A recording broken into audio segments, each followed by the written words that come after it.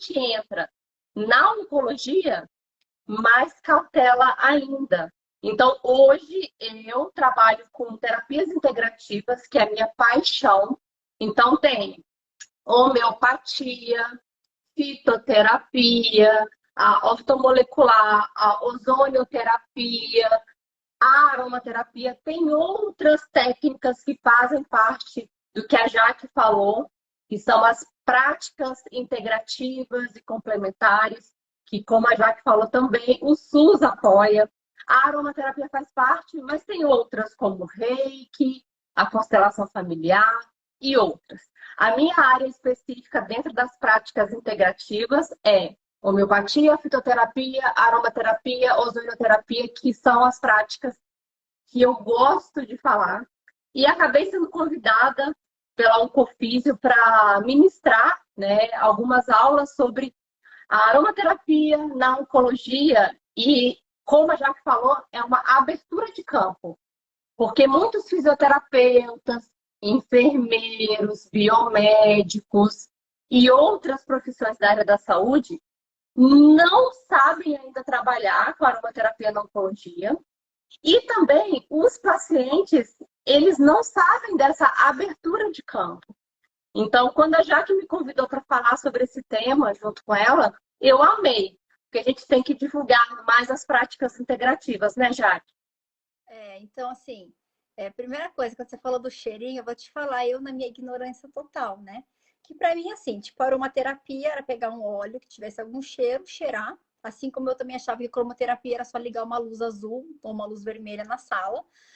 E aí, quando eu fui começar a ver evidência científica, porque eu sou, quem é pesquisadora, né, quem, tipo, trabalha com essa área, tipo, show me the evidence. Então, você me mostra evidência. Só que tem que explicar os mecanismos fisiológicos pelo qual acontece. Gente, quando eu fui estudar, né, que eu fui ver artigos, gente, tem todo um mecanismo neurológico da essência no receptor que vai para o cérebro. Eu nunca imaginei que era um negócio desse. Eu era tão assim ignorante que era um cheirinho.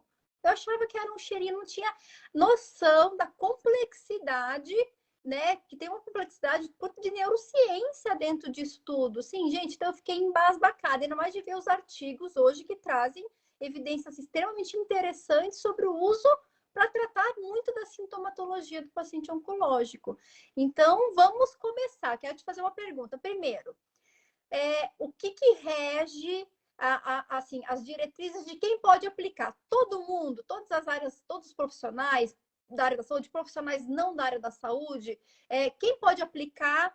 Primeiro, assim, né? Acho que até antes, só para você explicar, assim, o que é aromaterapia e o que é óleo essencial. Aí depois a gente fala de quem pode fazer, porque às vezes, pessoal, o que é óleo e o que é aromaterapia? Então explica pra gente. Sim. A aromaterapia, o próprio nome já fala, é a terapia com odores, com aromas. E quais são esses aromas? Eles vêm do óleo essencial. O óleo essencial, ele é extraído de partes da planta, das flores, do caule, das folhas, raízes. Então, depende ali do modo de extração, eles conseguem retirar componentes químicos e é essa química que vai gerar a terapia por aromas, a terapia por odores, que vai gerar estímulos químicos dentro do organismo. Por isso, Jaque, tem que ter cautela e estudar mais sobre o assunto para poder aplicar, porque é química. É como se fosse um medicamento. Quando eu dou aula de aromaterapia, eu sempre falo, gente, para quem estuda fitoterapia, a aromaterapia assim, é apaixonante, porque é um braço. Só que a aromaterapia, para mim, ela é muito mais forte do que a fitoterapia. Quando a gente pensa em fito, a gente pensa em chás, em tinturas, em diluições grandes.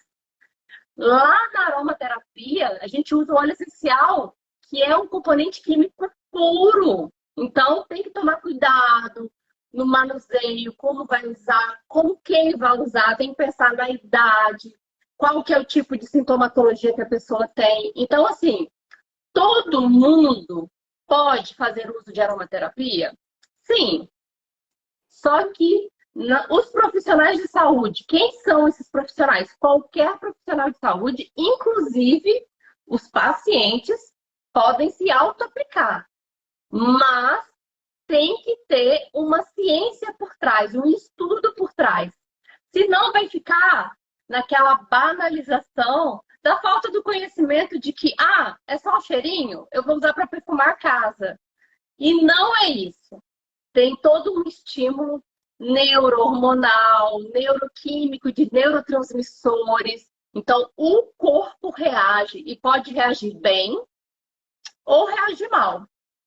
Por isso que a gente tem que fazer toda uma avaliação. E quando o paciente ele faz o auto-uso, a auto-aplicação, ele tem que ser orientado por uma pessoa que fez uma formação.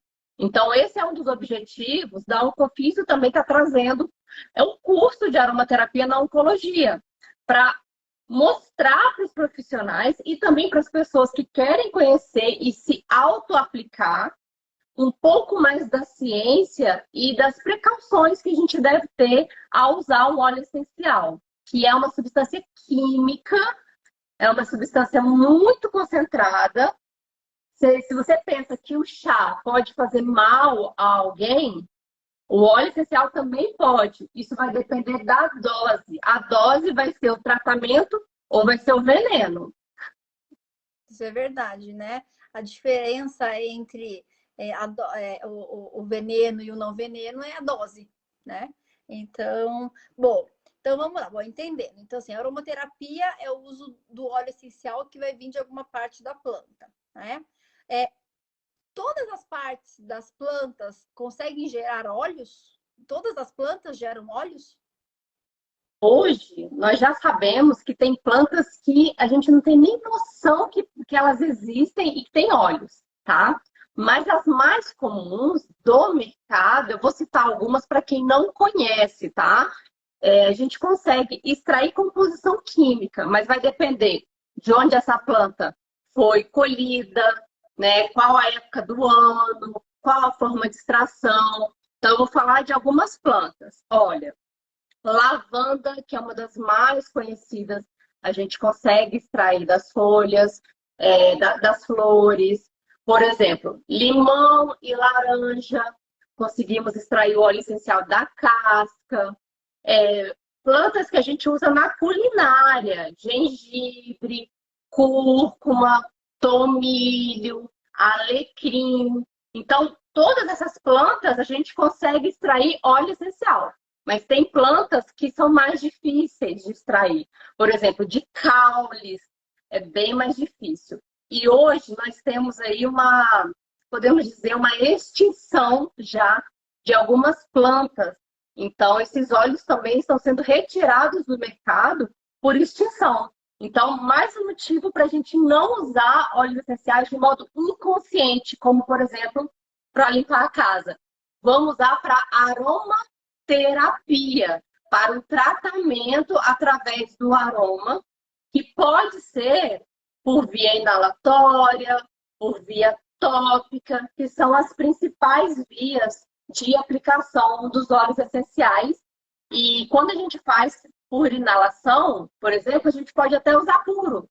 Mas quando passa na pele, tem que ter um estudo. Não deve ser puro. Tá. Assim, sem falar em oncologia, se a gente pensar nas doenças, nas patologias em geral, vai falando pra gente assim, o que é mais o carro-chefe? O que assim que é mais conhecido, mais estudado sobre os olhos, no quê? No que pode melhorar? Sem ser oncologia, depois a gente entra na oncologia, mas no geralzão. Nós temos, então, sintomas, sinais e sintomas psicológicos e físicos mesmo. Então, por exemplo, cicatrização, dores articulares, dor de coluna, dor de joelho, dor de cabeça. Então, sintomas físicos. E também tem os sintomas emocionais, psicológicos. Depressão, ansiedade, tristeza, melancolia e outros. Então, o que a gente fala na aromaterapia? A gente não trata a doença. Qual óleo essencial eu uso para diabetes? Não. Qual óleo essencial eu uso para hipertensão? Não. A gente trata o sintoma. O que que a pessoa com diabetes tem? O que que ela está apresentando? Má cicatrização? Então, a gente vai usar um óleo cicatrizante. O que que a pessoa com hipertensão está apresentando? Dores de cabeça? A gente vai usar um óleo que vai diminuir, vai aliviar essa dor. Um dos casos que é mais utilizado a aromaterapia é na insônia. E nós já sabemos que dependendo aí do tratamento na oncologia que a paciente está recebendo, ela vai ter alguns sinais e sintomas. Eu queria até saber, Jaque, quais são os sinais e sintomas que você mais observa na sua prática clínica dos pacientes que estão em tratamento de químio e radioterapia? Bom, na verdade, assim, tudo depende da topografia tumoral, né? Mas acho que uma das coisas que é inerente de mental e emocional, que é inerente a todos os pacientes oncológicos, é a apreensão, é a angústia, é a ansiedade, é o medo de morrer, é o medo de não dar certo, é o medo de partir e deixar todo mundo. Então, isso gera uma tensão muito grande, isso gera, às vezes, sintomas de transtorno de depressão e ansiedade. Então, eu acho que não existe um paciente oncológico que não tenha alguma disfunção emocional relacionada ao tratamento. Aí, claro que a gente vai ter diferentes coisas. Então, se eu tenho um paciente, dependendo do tipo de quimioterapia, algumas sintomatologias são maiores. Então, depende. Eu tenho vários tipos de quimioterapia. Eu tenho quimioterapias que são citotóxicas. Eu tenho quimioterapias que têm alvos moleculares. Então, depende. Mas tem uma das coisas que é o principal que acaba acontecendo nos pacientes que fazem quimioterapia, que é a fadiga oncológica, que é aquele cansaço. E a fadiga oncológica, pela OMS, né, pela Organização Mundial da Saúde, ela não é só um sintoma físico, ela é um sintoma emocional também. Então, a fadiga oncológica pode ter sintoma físico, pode ter sintoma emocional. Então, isso é muito marcante no paciente oncológico. Então, os transtornos emocionais com a fadiga oncológica. Isso, e o que é legal, Jaque, em relação a isso, é que na aromaterapia eu não vou indicar um óleo para câncer de mama, um óleo para câncer de pulmão. Eu vou indicar para o que você está me apresentando. Quem é o seu paciente? Independente do tipo de câncer. Quem é? É o paciente que está com fadiga? É o paciente que está ali com depressão, com ansiedade pelo tratamento? E é essa abordagem que um aromaterapeuta vai ter. Não existe protocolo. O que existe é entender aquela individualidade do paciente. Por exemplo, não vou pegar uma aromaterapia e massagear com aquele creme que a gente diluiu, o óleo essencial, no local do câncer. Não, não há necessidade. Você pode fazer inalatório, que inalatório vai cair na corrente sanguínea e vai atingir o tecido-alvo, que é onde o corpo está precisando de reequilíbrio. Então, por isso que eu te perguntei quais eram os sintomas, porque eu não posso pensar que determinado tipo de óleo é para determinado tipo de câncer. Não. Eu acho que isso é bem legal de quem está, né, vendo aqui, de entender que a aromaterapia não trata o tumor. Quer dizer, tem acha que vai passar o tumor, ou vai ingerir e vai fazer o tumor diminuir. Não. A gente trata os sinais e os sintomas do tratamento oncológico. Então, eu acho que é deixar bem claro. E de modo algum, a aromaterapia, ou os óleos essenciais, ou qualquer prática integrativa de oncologia, vai substituir o tratamento oncológico. De jeito maneira, né? Então, mas é uma ferramenta extremamente poderosa para ser associada, né? Sim, até porque, Jaque, algumas pessoas, elas vão ter sinais e sintomas durante o tratamento, sim, mas às vezes, após o tratamento, meses após, ela ainda vai estar relatando que ela está sentindo uma fadiga, que ela está sentindo uma dor em algum local do corpo, ela ainda pode apresentar um edema. Então, assim, é para o tratamento junto ao tratamento convencional, né? O tratamento integrativo que vai lá integrar junto com esse paciente, e é um tratamento pós-tratamento também. Então, a gente pensa que a pessoa, antes de começar o tratamento de quimioterapia, de radioterapia, ela já pode entrar com a aromaterapia, ela pode continuar junto com o tratamento oncológico e, posteriormente, E, na verdade, ela acaba se apaixonando, porque diminui muito esses efeitos adversos. Então, e uma coisa que eu acho legal, você falou, Jaque, e quais outras alterações? Então, por exemplo, a gente tem radioterapia, a queimadura da radioterapia, né? Tem coisa, gente, que só depois que você para pensar, porque a prática de aromaterapia é milenar, né? É antigo. Então, gente, tem umas coisas que quem vai agora me falar, quem aqui já não passou um óleo de rosa mosqueta, um óleo de calêndula, um chá de camomila, um óleo de camomila, ou um óleo, alguma coisa de babosa para ajudar na cicatrização, né? Inclusive, a gente tem evidência na literatura da calêndula e da babosa para amenizar as queimaduras da radioterapia, a radiodermite, né? Então, a gente também tem muitas alterações cicatriciais nos pacientes oncológicos, cicatrização e por conta da radioterapia, por conta das feridas cirúrgicas também, né? Sim, a aromaterapia é milenar, né? Inclusive, nas citações da Bíblia fala que Jesus recebeu na manjedoura incenso. O incenso é o óleo essencial de olíbano, também chamado frankincense.